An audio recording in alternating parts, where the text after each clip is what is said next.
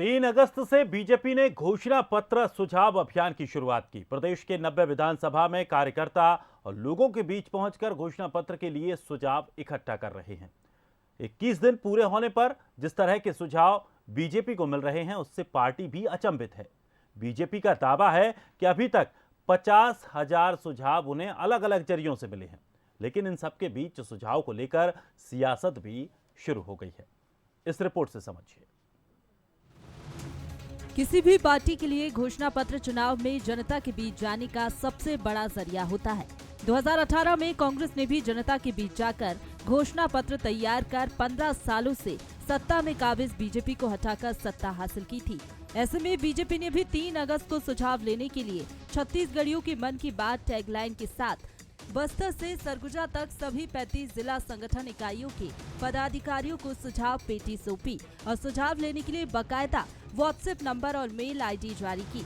लेकिन 21 दिनों में जो हुआ उस पर बीजेपी को भी यकीन नहीं हो रहा है।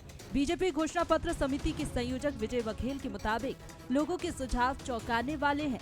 उनका कहना है कि हमने कभी नहीं सोचा था कि लोगों का इतना रुझान आएगा। मैं तो देख के चकित हूँ। हमें नहीं लग रहा था कि इतना रुझान होगा, क्योंकि कांग्रेस ने जो झूठ का पुलिंदा दिया था घोषणा पत्र, उससे लोगों के मन से घोषणा पत्र शब्द ही निकल गया था।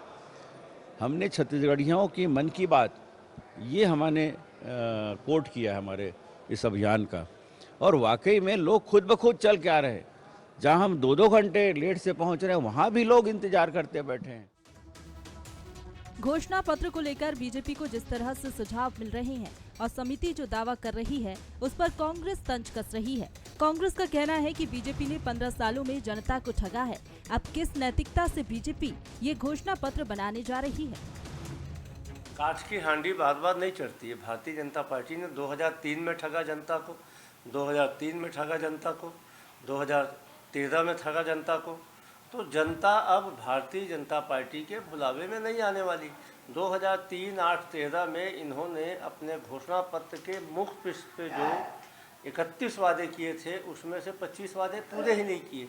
तो अब किस नैतिकता से घोषणा पत्र बनाने जा रहे हैं? जनता इनके घोषणा पत्र में भरोसा क्यों करेगी? साल 2018 में कांग्रेस को सत्ता दिलाने में घोषणा पत्र एक अहम जरिया बना था। जनता के बीच पहुंचकर कांग्रेस ने घोषणा पत्र बनाया था।